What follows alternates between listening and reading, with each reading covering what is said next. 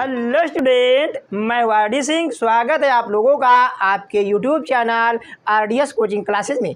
आज के इस वीडियो में हम class 10th math chapter 6 exercise 6.4 का इंट्रोडक्शन पार्ट कवर करेंगे। इस वीडियो में हम देखेंगे प्रमेय 6.6 का प्रूफ और एक एग्जाम्पल। तो आइए देखते हैं प्रमेय 6.6। दो समरूप त्रिभुजों के क्षेत्रफलों का अनुपात इनकी संगत भुजाओं के अनुपात के वर्ग के बराबर होता है। जब हमें दो त्रिभुज समरूप दिए होंगे तो उनका जो क्षेत्रफलों का अनुपात होगा उनकी संगत भुजाओं के वर्ग के अनुपात के बराबर होगा। ठीक, तो हमें दिया क्या हुआ है? हमें दिया है कि दो त्रिभुज समरूप हैं, तो हम मान के चल रहे हैं त्रिभुज ABC और PQR क्या है? समरूप है। ये चीज़ हमें दी हुई है, तो हमें लाना क्या है? इनकी संगत भुजाओं के अनुपात वर्ग के बराबर। मतलब कि इनकी संगत भुजा, जैसे हम AB लेंगे तो AB बटे PQ का वर्ग बराबर BC बटे QR का वर्ग बराबर AC बटे PR का वर्ग। ये हमें लाना है। ये ठीक, ये देखो, अगर त्रिभुज समरूप होंगे तो ये हम सीधे ये वाला नियम लगाएंगे। तो ये आया कैसे है? इसका यहाँ पर हम क्या करेंगे? प्रूफ। इसको प्रूफ करने से पहले हम क्या करेंगे? हम यहाँ पर भुजा BC पर AD लंब खींच लेंगे। क्या खींच लेंगे? भुजा BC पर AD लंब खींच लेंगे और ये जो भुजा QR है इस पर PM लंब खींच लेंगे। लंब क्यों खींच रहे हैं? क्योंकि यहाँ पर क्षेत्रफल की बात हो रही, एरिया की बात हो रही। तो त्रिभुज का क्षेत्रफल होता है 1/2 लंब गुणे आधार। 1/2 लंब गुणे आधार, तो हमें लंब की आवश्यकता पड़ेगी, इसीलिए यहाँ पर हम लंब खींचे हैं। तो यहाँ देखो हमने लिख रखा है, ये दिया है, ये हमें सिद्ध करना है। ये रचना जो कि हमने बताया ये कि हमने कहाँ पे कर रखा है। अब यहाँ उपपत्ति करेंगे। क्या करेंगे? उपपत्ति। हमें चाहिए एरिया, इसीलिए हम त्रिभुज ABC और PQR का क्षेत्रफल निकालेंगे। तो यही बात हम यहाँ पे लिखते हैं, एरिया। AR मतलब कि एरिया। एरिया किसका है? ABC का। एरिया ABC का कितना आएगा? 1/2 लंब गुणे आधार। लंब गुणे आधार। अब लंब ये AD है, आधार कितना है? लंब जिस भुजा पर पड़ता है वही आधार होता है। लंब किस भुजा पे पड़ रहा है? BC पर, तो BC क्या हो गया है? अपना आधार। ये हो गया है। ठीक, इसको मान लेते हैं समीकरण 1। यहाँ आप लोग लिख सकते हैं त्रिभुज का जो क्षेत्रफल होता है, त्रिभुज का क्षेत्रफल बराबर होता है 1/2 लंब गुणे आधार। लंब गुणे आधार। ठीक, ये अपना फार्मूला है। उसके बाद हम इस वाले ट्रायंगल का भी क्षेत्रफल यहाँ पर हम निकाल लेते हैं। तो यहाँ लिखेंगे हम एरिया ऑफ त्रिभुज PQR। एरिया ऑफ त्रिभुज PQR। ठीक, PQR बराबर 1/2 लंब गुणे आधार। लंब यहाँ पे क्या है? PM। लंब क्या है? PM और आधार क्या है? QR। आधार क्या है? QR। इसको मान लेते हैं समीकरण 2। यहाँ भी यही बात लिख देंगे, ये जो फार्मूला यहाँ पर हमने लिख रखा है। अब यहाँ देखो अच्छे से, हमें जो लाना है उस पर फोकस करिए। हमें इन दोनों क्षेत्रफलों का अनुपात चाहिए, तो हम क्या करेंगे? समीकरण 1 में समीकरण 2 से क्या कर देंगे? भाग। तो ये बात यहाँ देखो हम लिखते हैं, यहाँ लिखेंगे हम समीकरण 1 डिवाइड बाई समीकरण 2। ठीक, समीकरण 1 में समीकरण 2 से भाग हम दे रहे हैं। तो अच्छे से देखो, हम यहाँ पर भाग देते हैं तो हम क्या करेंगे? यहाँ देखो LHS का LHS में भाग देंगे। ABC बटे PQR बराबर ABC का क्षेत्रफल कितना है? 1/2 AD इंटू BC बटे 1/2 ये कितना है? PM into QR। 1/2 से 1/2 कैंसिल हो जाएगा, और तो यहाँ कुछ कैंसिल हो ही नहीं रहा है। अब यहाँ देखो अच्छे से, एरिया ABC बटे एरिया PQR। हमें देखो आंसर में क्या चाहिए?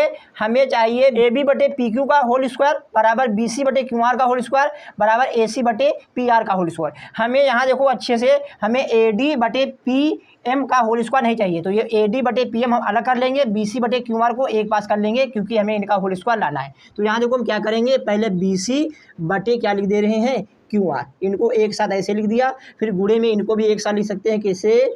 AD बटे PM, AD बटे PM। ठीक, इसको मान लेते हैं समीकरण 3। इसको क्या मान लेते हैं हम? समीकरण 3। अब यहाँ देखो अच्छे से, अब हमें क्या करना है? हमें AD बटे PM का मान निकालना है। हमें क्या निकालना है? AD बटे PM। अगर AD बटे PM का मान हम BC बटे QR निकालेंगे तो BC बटे QR का क्या हो जाएगा? Whole square. यही हम करेंगे। तो यहाँ देखो इस साइड करते हैं, तो जो चीज़ दी हुई है उसको अब हम लिखेंगे।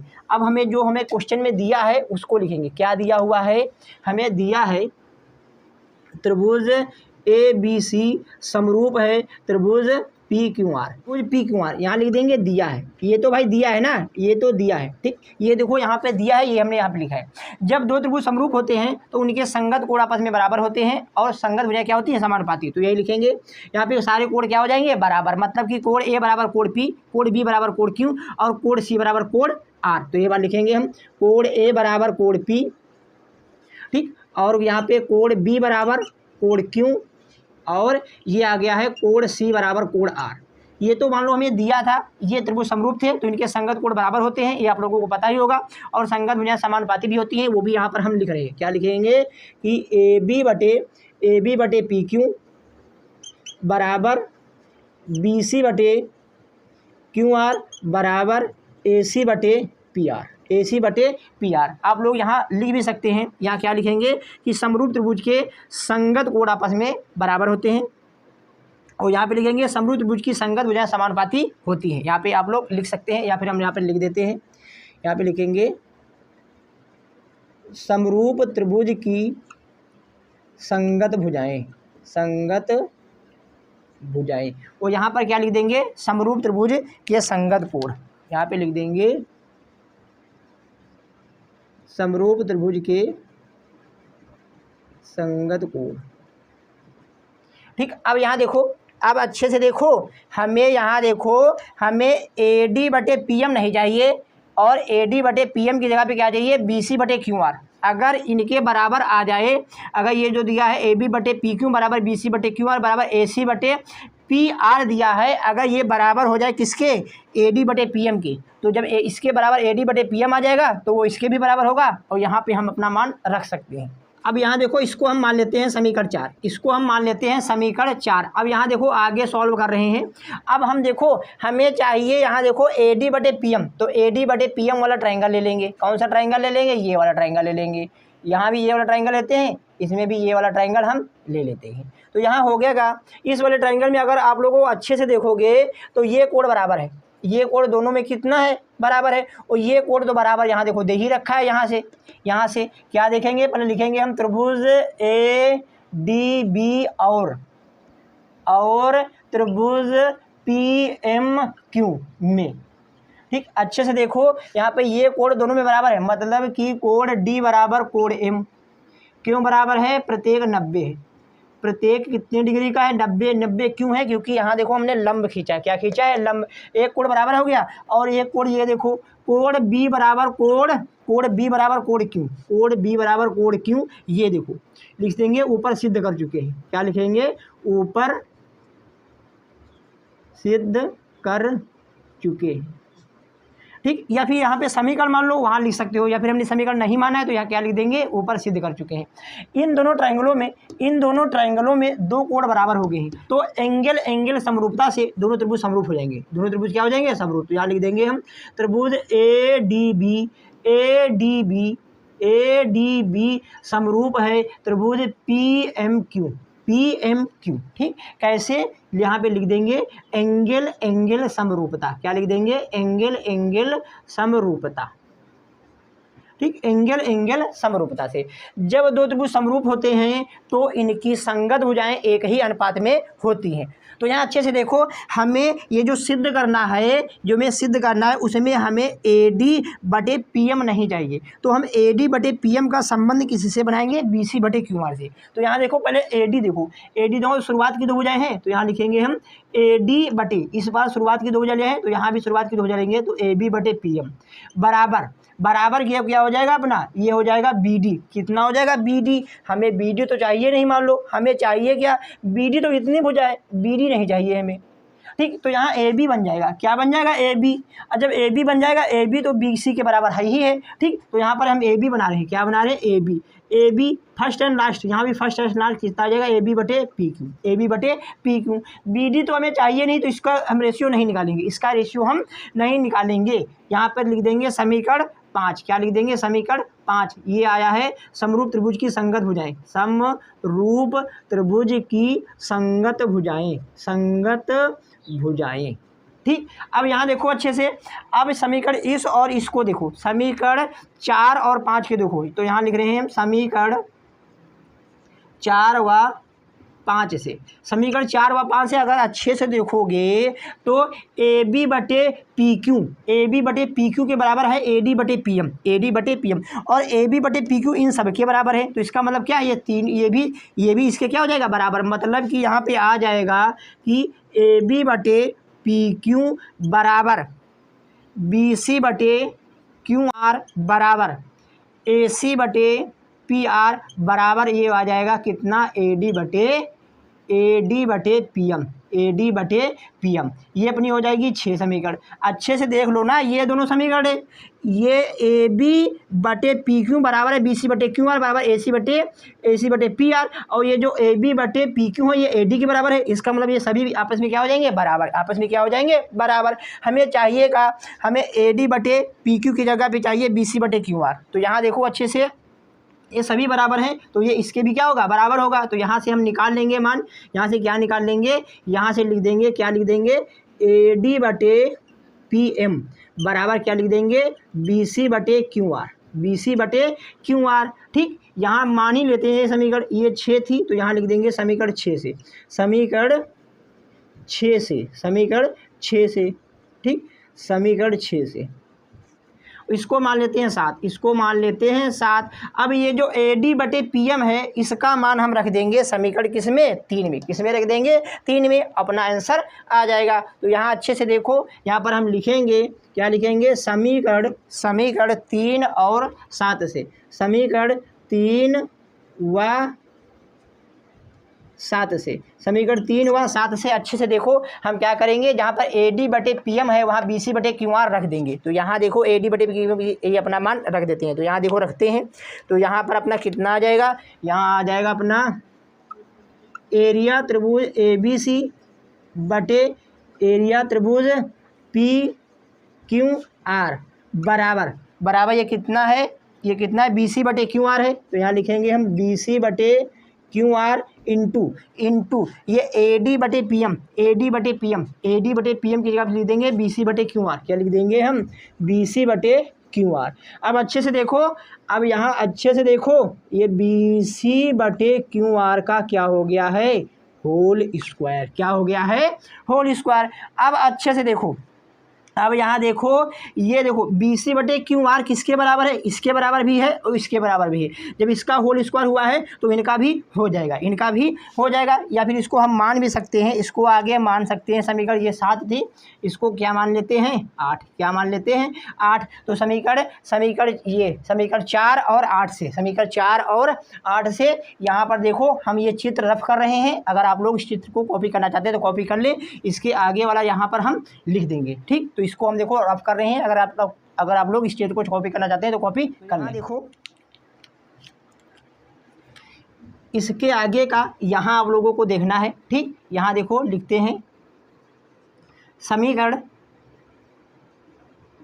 4 व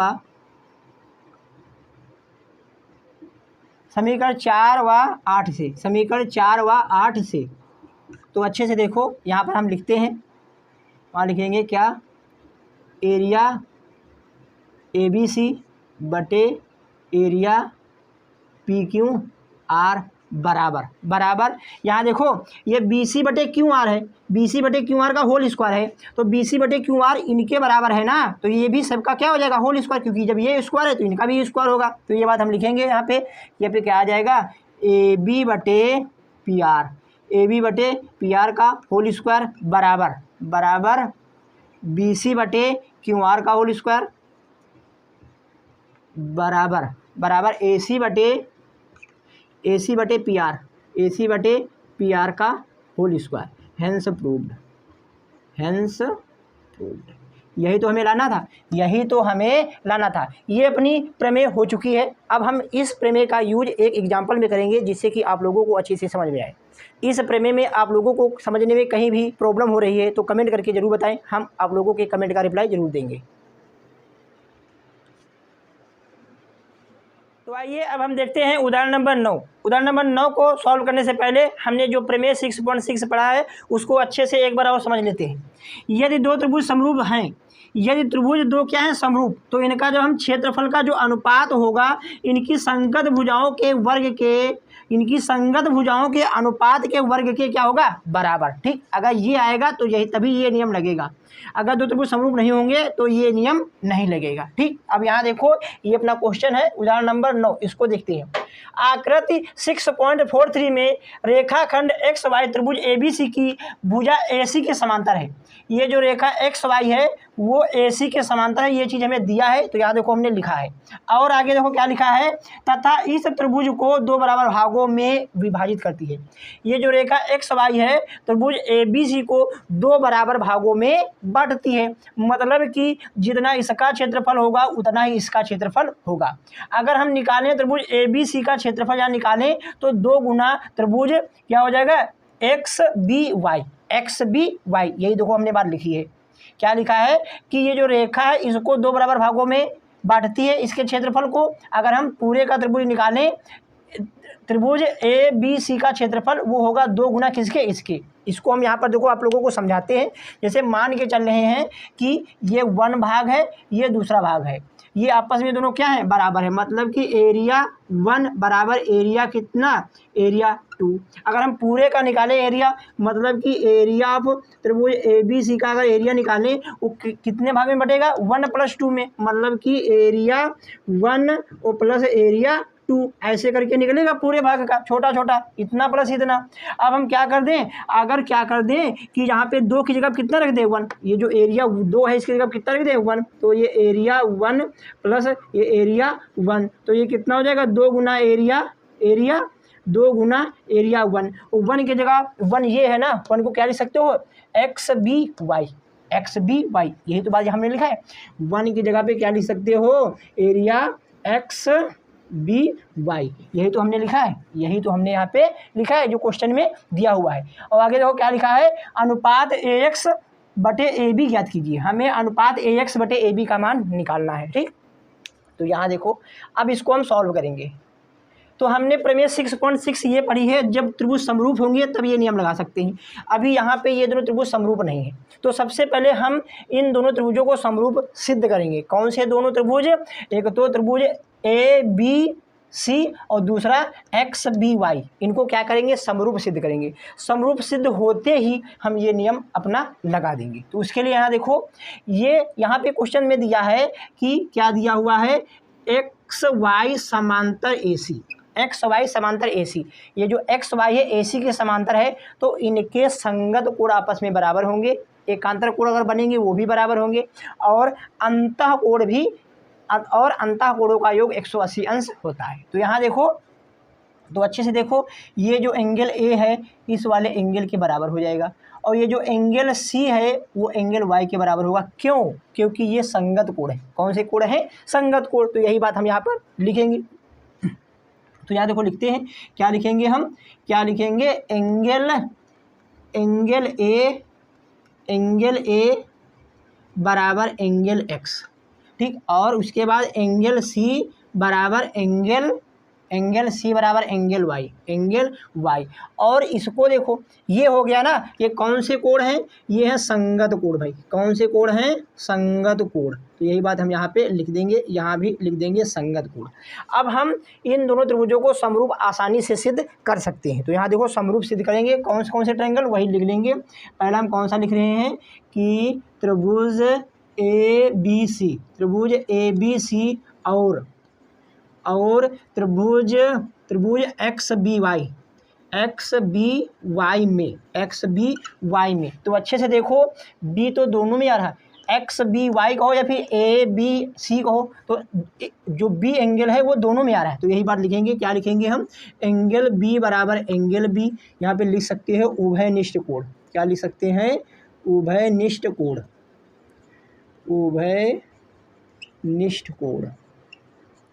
ठीक, और उसके बाद देखो ये तो हम यहाँ पे लाए ही हैं, क्या लाए हैं कि एंगल ए बराबर एंगल एक्स और एंगल सी बराबर एंगल वाई। ठीक, आप लोग इसको मान सकते हैं। ये समीकरण 1 थी, ये समीकरण 2 थी, तो यहाँ लिख देंगे समीकरण, ये आया है समीकरण 1 से और ये आया है समीकरण 2 से, समीकरण 2 से। अब देखो इन दोनों ट्रायंगलों के तीनों कोण आपस में बराबर हैं, तो ये दोनों त्रिभुज क्या हो जाएंगे, समरूप। किससे हो जाएंगे, एंगल एंगल एंगल समरूपता से। अब इसको हम रफ कर रहे हैं, इसी पर हम यहाँ पर लगाएंगे।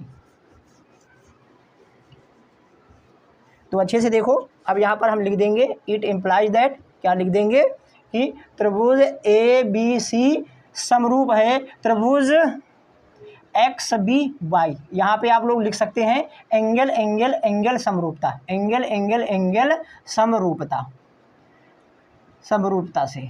अब यहाँ देखो, अब ये दोनों ट्रायंगल समरूप हो गए हैं। जब ये दोनों ट्रायंगल समरूप हो गए हैं तब हम इसमें प्रमेय 6.6 का यूज कर सकते हैं। प्रमेय 6.6 का यूज करेंगे तो अच्छे से देखो, यहाँ पर लिखेंगे हम एरिया त्रिभुज ए बी सी बटे एरिया त्रिभुज एक्स बी वाई बराबर, बराबर यहाँ पे कितना आ जाएगा, इनकी संगत भुजाएं हैं, इनका जो संगत भुजाओं का अनुपात होगा वर्ग के बराबर होगा।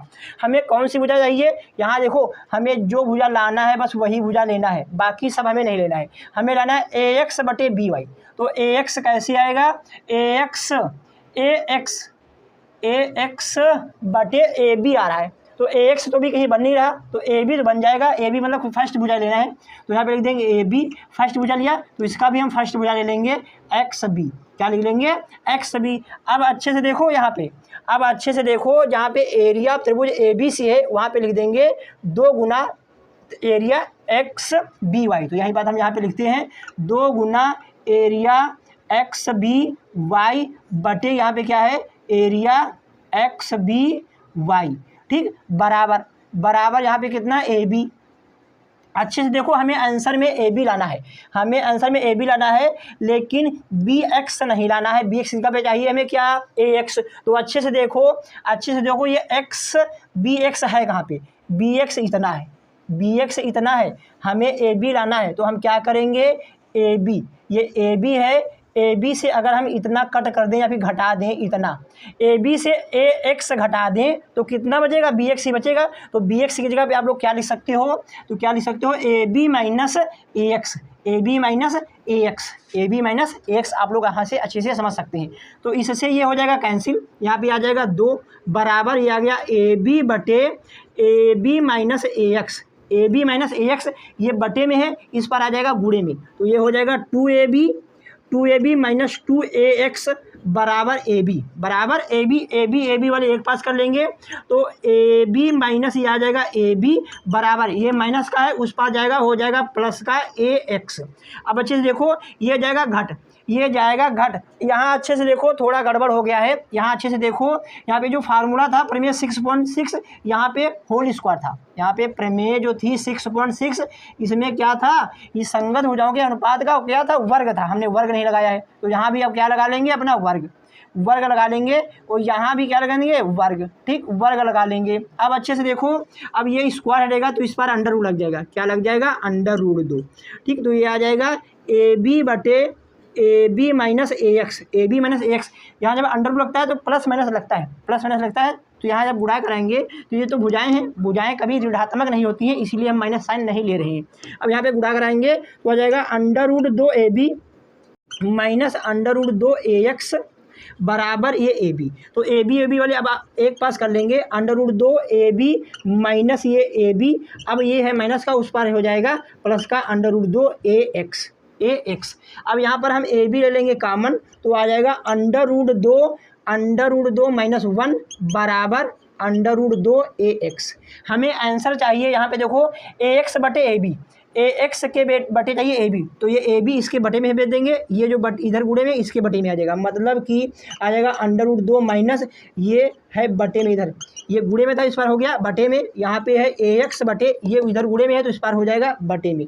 हमें तो यही तो चाहिए था, हमें तो यही तो चाहिए था। अब यहाँ देखो अच्छे से, यहाँ पे AX/AB। अच्छे देखो यहाँ पर अंडर रूट जो बटे में अंडर रूट 3 है, जो आंसर होते हैं वो कभी बटे में मतलब कि हर में कभी अंडर रूट में आते हैं। अगर आ जाएगा तो उसको हम रेशनलाइज कर देंगे, मतलब कि संयुग्मी से गुणा कर देंगे। तो ये अंडर रूट 2 कैसे हटेगा, जब अंश और हर में हम अंडर रूट से क्या कर देंगे, गुणा। तो वही बात हम यहाँ पर करेंगे, क्या करेंगे, अंश और हर में अंडर रूट 2 से गुणा कर देंगे, अंडर रूट 2 से क्या कर देंगे, गुणा। तो ये अंडर रूट अपॉन से हट जाएगा, मतलब कि हर से हट जाएगा। तो AX/AB बराबर यहाँ के गुणा करा लो, तो 2 माइनस अंडर रूट 2 गुणे अंडर रूट 2 हो जाता है 2। अंडर रूट 2 गुणे अंडर रूट 2 कितना हो जाएगा, 2। ये अंडर रूट 2 का 1 से गुणा तो अंडर रूट 2। अब ये अंडर रूट 2 गुणे अंडर रूट 2 फिर से कितना हो जाएगा, 2। यही तो हमें लाना है, यही अपना आंसर हो गया है। आप लोग इस क्वेश्चन को कॉपी करें। क्वेश्चन में कहीं भी डाउट है तो कमेंट करके जरूर बताएं। अगर आप लोगों को ये वीडियो अच्छी लगी है तो प्लीज़ हमारे चैनल को सब्सक्राइब कीजिए और इस वीडियो को ज़्यादा से ज़्यादा लोगों तक शेयर भी कीजिए। Thank you for watching.